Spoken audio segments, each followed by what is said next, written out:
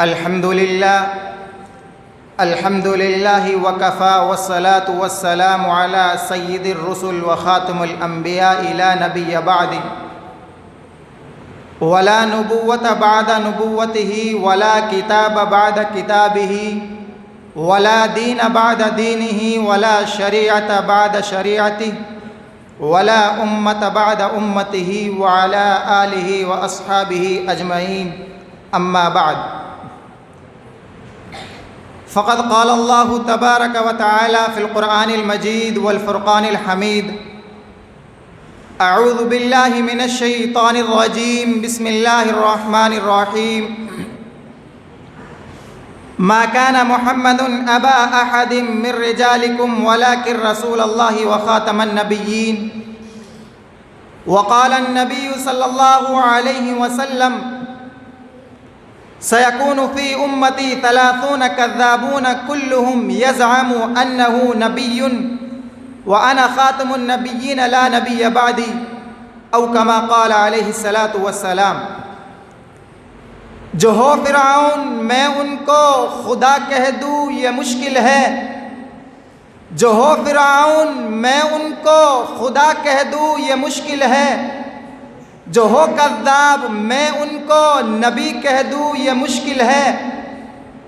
مجھے زنجیر پہنا دو، مجھے سولی پہ لٹکا دو، مجھے زنجیر پہنا دو، مجھے سولی پہ لٹکا دو، مگر میں غلام احمد قادیانی کو رہنما کہہ دوں یہ مشکل ہے۔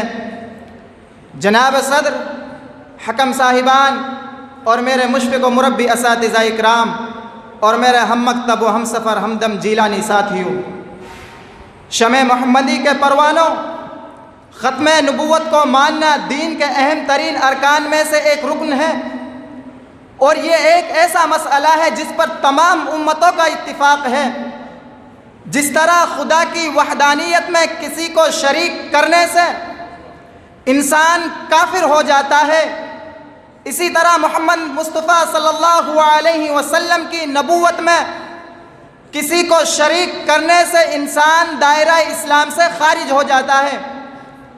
اس لیے کہ قرآن مقدس کی 100 آیات اور آپ صلی اللہ علیہ وسلم کے 300 فرمودات اور بزرگوں کے کم و بیش 1500 ارشادات اس بات پر گواہ ہے کہ محمد صلی اللہ علیہ وسلم کے بعد نبوت کی کرسی پر نہ کوئی آیا ہے اور نہ کوئی آئے گا۔ جس طرح خدا اپنی خدائی میں وحدہ لا شریک ہے، اسی طرح محمد صلی اللہ علیہ وسلم اپنی نبوت میں وحدہ لا شریک ہے۔ چنانچہ اللہ رب العالمین نے کلام مقدس کے ذریعے ختم نبوت کا اعلان کچھ اس انداز میں کیا، ما کان محمد ابا احد من رجالکم ولکن رسول اللہ وخاتم النبیین۔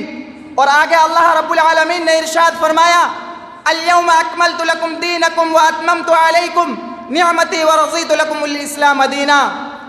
سامعین اکرام، اللہ کے رسول صلی اللہ الیوم اکملت لکم دینکم واتممت علیکم نعمتی ورضیت لکم الاسلام دینا۔ قرآنی دلائل کے بعد آئیے احادیث کے صفحات کو پلٹتے ہیں۔ چنانچہ آپ صلی اللہ علیہ وسلم نے اپنی نبوت کے سلسلے کو اپنے اوپر ختم کرنے کے لیے 4 واضح دلائل ارشاد فرمائے۔ یا ایھا الناس ان ربکم واحد وإياكم واحد ونبيكم واحد لا نبي بعدي۔ رسول اللہ صلی اللہ علیہ وسلم کا دوسرا اعلان صحیح بخاری جلد 2 صفحہ نمبر 632 پر اعلان فرمایا الا انه ليس نبي بعدي۔ تیسری جگہ اعلان فرمایا انه سيكون في امتي 30 كذابون كلهم يزعم انه نبي وانا خاتم النبيين۔ چوتھی جگہ اعلان فرمایا یا ایھا الناس انه لا نبي بعدي ولا امة بعدكم۔ اب جو شخص ان دلائل کا انکار کرے گا وہ دائرہ اسلام سے خارج ہوگا، اس لیے کہ امام ابو حنیفہ رحمۃ اللہ علیہ فرماتے ہیں کہ اگر کوئی شخص یہ کہے کہ وہ نبی ہے تو اس سے دلیل مانگنے والا بھی کافر ہو جاتا ہے۔ ان واضح حقائق و ذری اقوال کے بعد دینی و دنیاوی اعتبار سے دلیل کی ضرورت نہیں تھی، لیکن برطانوی دور اقتدار میں کوئی یہ ہمت نہ کر سکا کہ وہ دجال قادیانی سے وہ سلوک کرے جو حضرت ابو بکر رضی اللہ عنہ کے حکم پر حضرت وحشی رضی اللہ عنہ نے مسلمہ کذاب سے کیا تھا۔ سامعین اکرام، جب کبھی ناموس رسالت کی حفاظت کی ضرورت پڑے گی تو ہم اپنی جانوں کے نذرانے پیش کرنے سے گریز نہیں کریں گے، اس لیے کہ ہمارے مسلمانوں کی مثال حضرت سمیہ رضی اللہ عنہ کی طرح ہونی چاہیے کہ سینے پر پتھر رکھا ہے، ابو جہل خنجر لے کر کھڑا ہوا ہے اور کہنے لگا سمیہ بتا تیرا عقیدہ کیا ہے؟ میرے بھائیوں آپ بھی ذرا سن لیجئے کہ میری مسلمان بہن نے کیا جواب دیا۔ للکار کر کہنے لگی ابو جہل مجھے محمد صلی اللہ علیہ وسلم کی صداقت پر ناز ہے، ابو جہل میں تیری طاقت اور تیری چھری سے نہیں ڈرتی، مار۔ ابو جہل نے چھرا مارا اور کہنے لگی لوگوں گواہ رہنا، میں زندہ زمین پر دو حصوں میں چیری جا رہی ہوں لیکن میرا عقیدے میں کوئی فرق نہیں آیا، میرا خدا بھی ایک اور میرا مصطفیٰ بھی ایک ہے۔ تو پھر میں کیوں نہ کہوں ختم نبوت کے خاطر ہم جان نچھاور کر دیں گے، ختم نبوت کے خاطر ہم جان نچھاور کر دیں گے، اگر وقت نے ہم سے خون مانگا تو وقت کا دامن بھر دیں گے۔ وما علینا الا البلاغ۔ السلام علیکم ورحمۃ اللہ وبرکاتہ۔